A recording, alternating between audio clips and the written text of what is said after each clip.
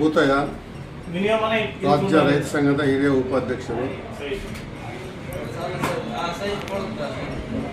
ಈಗ ವಾಣಿವಿಲಾಸ ಸಾಗರದಿಂದ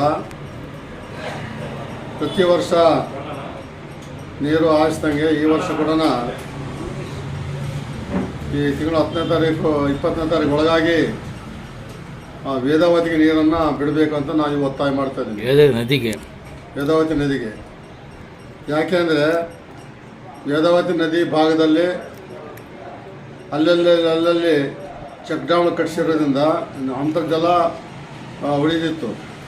ಇವತ್ತು ನೀರೆಲ್ಲ ಹಿಂಗಾಗಿದ್ದಾವೆ.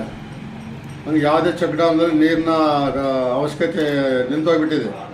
ಹಂಗಾಗ್ಬಿಟ್ಟು ಇವಾಗ ಪ್ರಾಣಿ ಪಕ್ಷಿ ಕುರಿ ಮೇಕೆ ದನ ಕರುಗಳಿಗೆ ಕುಡಿಯೋಕ್ಕೆ ನೀರಿಲ್ಲ. ಆಮೇಲೆ ರೈತರಿಗೆ ಎಲ್ಲ ಸಾಕಷ್ಟು ಗ್ರಾಮಗಳಲ್ಲಿ ಕುಡಿಯೋ ನೀರಿಗೇನೂ ತೊಂದರೆ ಆಗಿದೆ.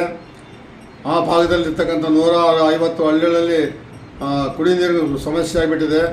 ಅದರಿಂದ ವಾಣಿವಿಲಾಸ ಸಾಗರದಿಂದ ಏನು 25 0 ಪಾಯಿಂಟ್ಸ್ ನೀರನ್ನು ಬಿಡಬೇಕಂತ ಸರ್ಕಾರ ಆದೇಶ ಇದೆಯೋ ಅದನ್ನು ತಕ್ಷಣ ಇಲಾಖೆ 20ನೇ ತಾರೀಕು ಒಳಗಾಗಿ ವೇದಾವತಿ ನದಿಗೆ ನೀರನ್ನು ಬಿಡಬೇಕಂತ ನಾನು ಇವತ್ತು ಒತ್ತಾಯ ಮಾಡ್ತಾ ಇದ್ದೀನಿ. ಹೆಸರು ನಮ್ಮದು KP ಭೂತಯ್ಯ, ರಾಜ್ಯ ರೈತ ಸಂಘದ ಹಿರಿಯ ಉಪಾಧ್ಯಕ್ಷರು, ಕಾಲುವೆ.